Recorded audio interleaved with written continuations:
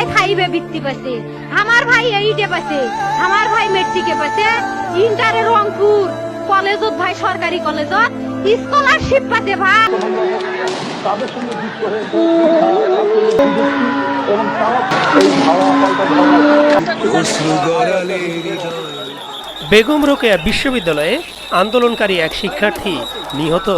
প্রিয় দর্শক, অনুরোধ রইল ভিডিওটিতে একটি লাইক দিয়ে আমাদের ইউটিউব চ্যানেলটি সাবস্ক্রাইব করে দিবেন এবং ভিডিওটি সম্পর্কে আপনার মূল্যবান মতামত কমেন্টস করে জানাবেন।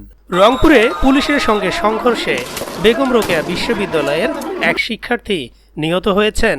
গতকাল মঙ্গলবার দুপুরের দিকে এই ঘটনা ঘটে। প্রত্যক্ষদর্শীরা জানান, গতকাল দুপুরে বেরোবির কোটা আন্দোলনকারী শিক্ষার্থীরা মিছিল নিয়ে শহরের লালবাগ এলাকা থেকে ক্যাম্পাসের দিকে যায়।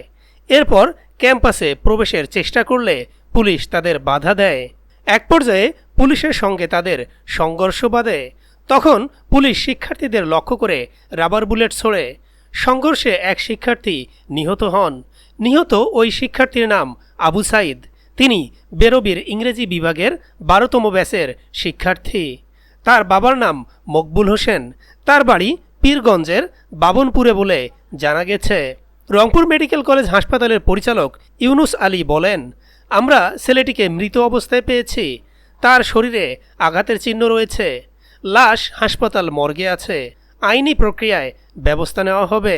Rangpur metropolitan police commissioner Mohammad Moniruzzaman গণমাধ্যমকে বলেন, কোটা আন্দোলনকারী শিক্ষার্থীদের সঙ্গে বিভিন্ন স্কুল কলেজ ও অন্যান্য শিক্ষা প্রতিষ্ঠানের শিক্ষার্থীরাও যোগ দেন।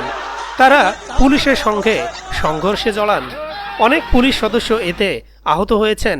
একজন মারা গেছে বলে শুনেছি। তিনি কিভাবে মারা গেছেন তা বলতে পারছি না।